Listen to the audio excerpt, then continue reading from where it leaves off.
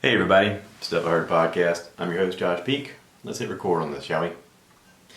And good morning everybody. How's everybody doing? Today is Saturday, October 12th, 2019, and I'm your host Josh Peak again, here at the Cedar Slab Studio of my own creation. Ta-da! Proof that you can do it yourself. You don't have to be good at it, you just have to be consistent. Well, you have to be good at it too, because otherwise nobody's going to listen. So, to those of you who hung around, thank you for doing that. That's really awesome. I got a lot of stuff that I've done here in the last couple of days, and taking the day off actually helped me squeeze it all in. Okay, so first off, I want to talk about going to see Bert Kreischer live in North Charleston. He was there Thursday night. I got to go with a friend of mine, Kyle Hardee. You guys have heard him on the podcast. We got to hang out together, got to go out to eat some tacos at a really cool place in Charleston called Taco Boy. Apparently Taco Boy was the inspiration for them to create King Hefe here in Florence.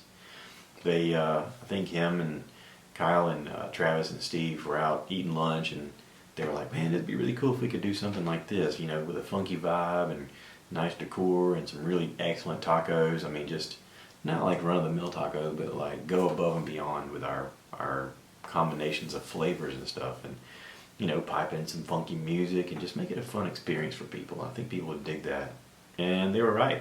I mean, you guys have heard me talk endlessly about how much I enjoy going to King Hefe, but it's one of those things where it's really hard to keep the ball rolling on stuff like that unless you're there on a regular basis and you're, you know, totally involved, because it's your passion, it's your blood, sweat, and tears that's involved. And you know, we talked a little bit about that on our trip, about they had a venture into a burger business called Revival Burger, and it didn't quite make it here in Florence. I mean, and there's a lot of factors for that. Part of the reason, you know, was the location. Part of the reason was, you know, there's a lot of competition. I mean, price is an issue. It's just hard to get a business going in a town that's having this, you know, this size and whatnot. If you guys are looking at the YouTube video right now, the sun is coming through the window at an obscene rate. Hang on just a second. I know if you're listening to this, you're like, dude, are you seriously going to get up from the mic and go across the room to change the stupid window? Yeah, I'm doing that because I can't see, because the sun is blinding me through that window when it doesn't normally do that. Oh, jeez.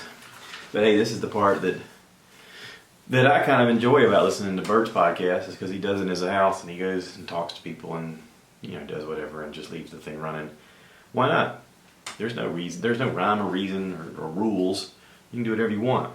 So anyway, we went, had some tacos, went and saw Bert, had great seats. I sat in row E, which was perfect. I mean, you know, I had gone with my buddy Greg back in February to see Bert in Charlotte, and we sat on the first row. And when you're on the first row, man, you're right there at him. I mean, 5-6 feet from him. And it's sort of like, holy crap, there he is. But row E was perfect for me because I was basically eye level with Bert. And a couple times, like, this guy behind me and me shouted out some things, and he added it to the show, and it was funny. I mean, not that that was intentional or anything, but it just happened to work out where it was hilarious. But great seats, packed venue. Holy cow, there was a ton of people in this place. This place packed it out, and that's great. I mean, I really hope that people get on board with Bert in this area so that he continues to come back. We were able to get hotels at the Doubletree, which was walking distance from the venue, and had a great time. I mean, really had a great time. Got back on Friday, and I had taken the day off of work, so I was able to kind of hang out here and get some stuff done around here in the garage and whatnot, mowing the grass. And then I decided, you know what, let me watch something on TV. I gotta watch this new stuff on Netflix that's coming out. If you guys have watched Breaking Bad, then you know that they just came out with a movie called El Camino. starring Aaron Paul. Aaron Paul was the young kid in Breaking Bad in the beginning. He and Walter White, the main character, had a lot of very rough adventures together, cooking crystal meth, killing people, trying to survive. It was crazy. It's a crazy show. It's a crazy idea for a show.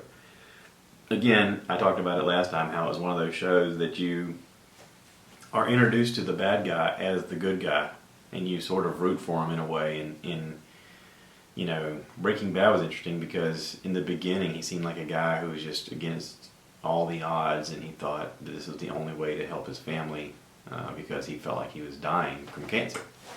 And so he got into cooking crystal meth with this punk kid, and along the venture, spoiler alert if you haven't seen Breaking Bad by now, it's on you. They're all on Netflix. Along the way, he gets better. The cancer goes away, but he doesn't quit cooking crystal meth and sacking away money for his family. He just doubles down, and he gets more and more of a bad guy, more and more of a gangster. And along his journey, we're still sort of rooting for him because he's the main character, and we've grown to like this guy in all of his evil ways and his plots and whatnot. And we sort of see his rationale. It's like he's taking us along a journey where you go, okay, I can kind of see how you got there. Jeez, this is awful, but man, I can kind of see how you got there. Well, El Camino picks up the story as soon as the regular show ended. This picks up the story with Aaron Paul's character, and it shows you what he goes through to try and pick up the pieces afterwards.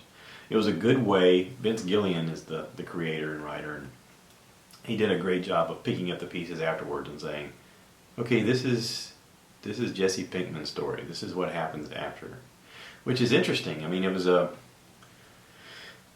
of one of those things that when the series ended, you're left going, wait, what?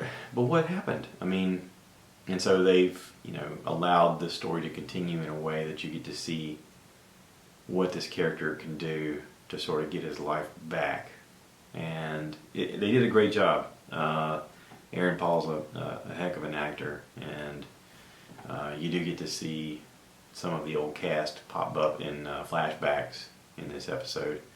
So anyway, go check it out. That's pretty cool. I had talked about listening to Sturgill Simpson on Joe Rogan's podcast, and he was talking about his latest venture, Sound and Fury. In it, he talked about the fact that they had gotten together with these Japanese animators to create like a Pink Floyd The Wall type movie that goes along with their music, and how it was it was unlike anything else they had done. It wasn't your typical country music like he'd done before. This is a totally new genre. This was more dance music and rock and funk and electronica and a bunch of stuff kind of mixed together. And I thought, hey, I just watched El Camino. Let's change up things a little bit. Turn the speakers on. Wife is gone. I can turn the speakers on loud and get that little sound bar going with the sub bass, and let's listen and watch some Sound and Fury. So I cranked that sucker on, and that was cool. It was a cool look thing. I mean, it went over pretty quickly. I think it was like 41 minutes, but it seemed like it went by twice as fast. I mean, there was so much going on the screen. It was crazy. There was samurai warriors, and there was robots, and there were apocalyptic type scenarios, and at one point there was dancing naked girls. It's all animated, but it was just a crazy homage to a lot of different styles of anime and old kung fu movies, and he talks about this on that podcast.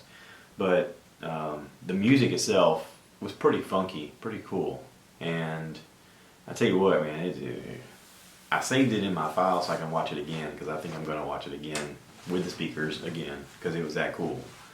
So anyway, check that out. So also today, we've been having trouble with our modem. I know this is kind of a weird segue, but our modem in our house has been lagging lately. And the way I can tell is over the last 2 weeks on a daily basis, our internet has just quit. And I've called the 1-800 number for Spectrum and there is no outage in your area. Please try to disconnect your device and connect it again. So I do that. I disconnect it and hook it back up, and sometimes it works and sometimes it don't, and sometimes it works for a while and then it cuts off again. And I thought, all right, this little box here is probably getting ready to bite the dust, and at some point here I got to take this thing back to Time Warner and say, or whatever time Spectrum, take it to them and say, hey, I need another one. This one's not cutting it. So my wife was like, hey, I'm heading out. I was getting ready to cut the grass, and she was like, I'm heading out. I can take that up there and get it swapped out. I got a minute. And I was like, okay. So she took it up there and came back home, and she handed me the box and the new box, and she goes, you need to go talk to the guy up there. He was asking me questions about the router and wanting to know if you wanted to upgrade to a better system because the prices right now are coming down. And I was like, really? I was like, all right. I said, I'll head up there right now. So before I got busy with that, I jetted up there, talked to the guy. I had already, cut the grass or whatever, but I went up there and talked to the guy, and sure enough, they have a faster internet now that's available that's twice as fast as what I was using before for only $20 more a month. And I was like, I'm using this for YouTube. I got to upload videos for the podcast. It'd be worthwhile to have something faster. And I was like, screw it, I'm going to do it. So I went ahead and talked to the guys like, hey, I'd really like this. It'd be nice. It would really be nice if you guys would get fiber here, because I hear fiber optics is really fast. And he goes, well, we have this 1 gigabyte plan that's even faster. And I was like, okay, so what's the upload speed on that? And he goes, I gotta look. And he's clicking buttons and whatnot. And he goes, it's not on this part. He goes, I gotta do some research to figure that part out. And I was like, okay. I said, but it's a gigabyte download speed, right? And he goes, yeah. I said, okay, so what I'm looking at, or what I previously had, was 100 megabytes download speed. The new plan I'm getting is 200 megabyte speed. I said, but you're telling me that this is a gigabyte download speed? That's, 5 times faster than the new one I'm getting? I was like, that might be worthwhile to look into. And he says, well, there's one thing to consider in this. He said, because it's so new and because it's so, it's so information heavy, it requires a separate line to be done that's completely separate from your neighbors. Like, we got to have a technician come out, make sure the box is not interfering with anything that they have because it's a dedicated line. And I was like, okay. And I said, so you're telling me that that's going to require a technician and money and time and, one of those things of, we'll be at your house between 8 a.m. and 5 p.m., kind of deals. And I was like, what? Let's not do that right now. Let's just go with the new plan, and I'm sure the price on the other will come down, and at some point I'll pull the trigger and change to that. He was like, okay. So he's looking on the computer, and he's like, there's a special deal right now going on, and I really like talking to you and your wife, man. Y'all are both so pleasant to me, and I tell you what, I'll just give you the deal for this for now, and you'll get this at your same price you were paying before for the year, and then after a year it'll go up $20. And I was like, all right, cool, man, thanks. So I got that, brought it home, hooked it up. Right away I could see on my little speed test, if you go on your phone and go to Google and type speed test in and run a trial, it'll show you what your internet speeds are for your area. So right away it was showing increased speeds for the download and the upload. The upload is up to 20. It was 10. And the download, was hovering just below 100. Now it's hovering about 150. So, and listen, some of that is because of the actual physical things that it goes through. Like, I heard it described in a Consumer Reports book. It said, if you have fiber optics in your area and you sign up for fiber optics, you may not actually get fiber optic speed at your house, because what happens is, picture fiber optics as a superhighway with 8 lanes. And when it goes through the coaxial cable of what actually runs from your road to your house, it's basically having to squeeze down into a conduit that's the size of a path that you walk through in the woods. So it's a lot of information that has to somehow make it to your house through this rickety old path. In order for it to be true fiber optics, you gotta have fiber optics run all the way to your house. Well, nobody's actually doing that. Like, if you were to do that, you'd have to pay somebody a separate fee to have it run from wherever it goes on the main road down your road to your house. So not a lot of people are going to sign up for that right away. You're lucky if you live in an area that has this already. So Anyway, I signed up for the second one, got the discount. Thank you to the guy at Spectrum with your cool dreadlocks. You were very helpful. Thank you. So came home, had some time to kill, and I thought, let me finish up this other series I was watching. So I was watching Big Mouth on Netflix, which is an animated show. It's about young boys in middle school going through changes. And so they have these imaginary hormone monsters that walk around with them, and it's vile, and it's everything that you don't really want your kids to see or talk about, but it's something that if you're an adult, you look at it and you go, oh yeah, I relate to all of that. Nick Kroll, John Mulaney, there's a bunch of comedians, bunch of actors in this. Matter of fact, if I go on my Google, I can look up cast of Big Mouth. I don't even know how to pronounce his name. Jason Mantzoukas, Jesse Klein, Jenny Slate, Maya Rudolph, Jordan Peele, Fred Armisen, Gina Rodriguez, Kristen Bell, David Thewlis, I don't even know how to pronounce that. John Daly, not the golfer, but the actor. Rosa Solitzer. I'm not going to hurt myself with the rest of these. Anyway, big cast, lots of people, as soon as you hear people's voices, you're like, ooh, I know them. Ali Wong was just added. Anyway, it's pretty cool. I opened up my internet this morning, and Robert Forster passed away. He was a actor who was actually in El Camino. He's been in a ton of stuff. As soon as you see him, you'll be like, oh yeah, I've seen him in all kinds of things. He's 78. He had brain cancer and apparently just passed away today. So sad to hear that. So last night, after we had some delicious pizza from Pizza Mio, my wife got off work and was going to go to the gym, and she changed her mind. And anyway, she contacted me and she's like, hey, you want me to bring something home? And I was like, yeah. So I called in an order to Pizza Mio, and she brought it home. We pigged out. It was delicious. It's good pizza. Got to have some good pizza. Sat down, and I was like, I kind of want to watch some comedy. Like I'm in the mood now that I just had seen Bert the night before, and we have bought tickets to go see Jeff Dunham in, I want to say, March of next year with some friends. And he just put out a new special. So it's called Beside Himself. It just got released on Netflix. We watched it. It's pretty good. A lot of the stuff is stuff I've heard before. He just spun it a different way. But listen, the dude is talented. He's one of the top selling comedians in the world. He's definitely the top selling ventriloquist. This special that he recorded is in a huge, I don't know, it looked like a civic center. It looked like it was maybe 10,000 people in that place. It's funny. He still got it, man. He had some stuff that was new, and it was funny, and you get introduced to a new character. It was hilarious. So anyway, that was pretty good. And then after that, I wasn't quite ready to go to bed, and I didn't want to watch anything depressing. I do have some stuff lined up to watch that I wasn't really sure I wanted to get into.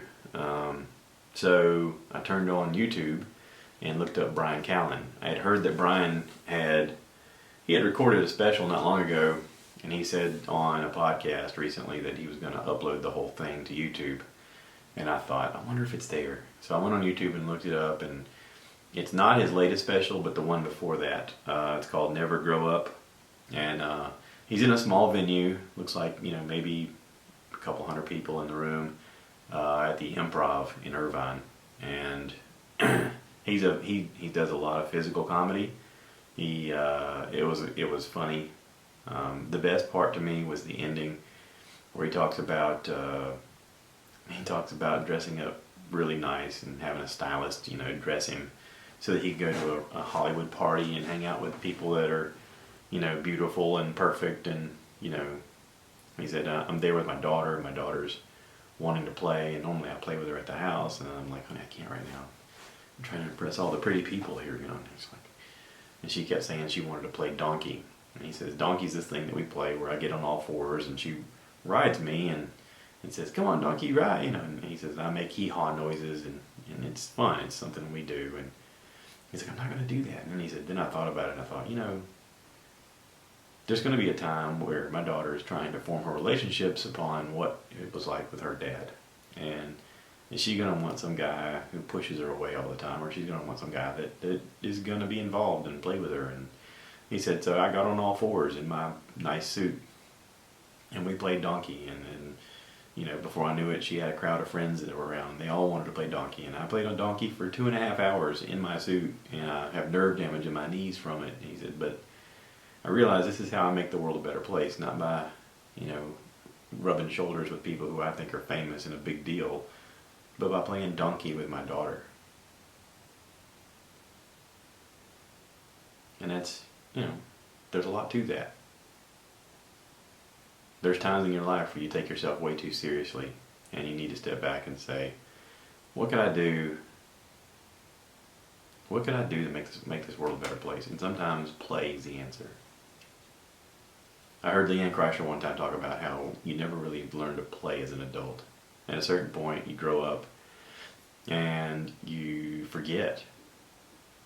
One of my favorite quotes ever is, what if you could remember the last time you went out with your friends to play? Something to think about. So anyway, I'm going to wrap this up. I am planning to go visit my brother today. My brother and his wife are moving to a new house, and I have, as you guys know, have gotten into woodworking a bunch. And some years back, I can't exactly remember how far back, I had a bandsaw that belonged to my granddaddy Peak that I sort of gave to my brother to use. And I reached out to him and I said, hey, I know you guys are moving, the place they're moving into I think is, I think they're downsizing into something a little smaller. And, I asked him, I said, are you guys using this? And, if not, I'd really like to use it for a while. And he's like, yeah, sure, absolutely, come on up. So they're planning on moving soon, so I wanted to come up this weekend and visit with him and the family and bring the saw back and use it here. I'm definitely going to have a need for it. The more I mess around with all this wood, the more I go, this would have been really handy if I had that thing around. So anyway, I'm going to take a trip up to Greer today to visit him and bring that home. Normally I try to make a trip where I go visit my dad too, and I don't know if I can do that. I don't know if I have time. But anyway, if you guys follow Dad, you know that he's had to have surgery on his knee and had orthoscopic surgery. I told him he needed to get one of those bionic ones so that when he runs, he can jump really high and it makes that noise like the $6 Million Man. I don't know if he talked him into that or not. Probably not. That's probably an extra expense, not covered under your HMO. But anyway,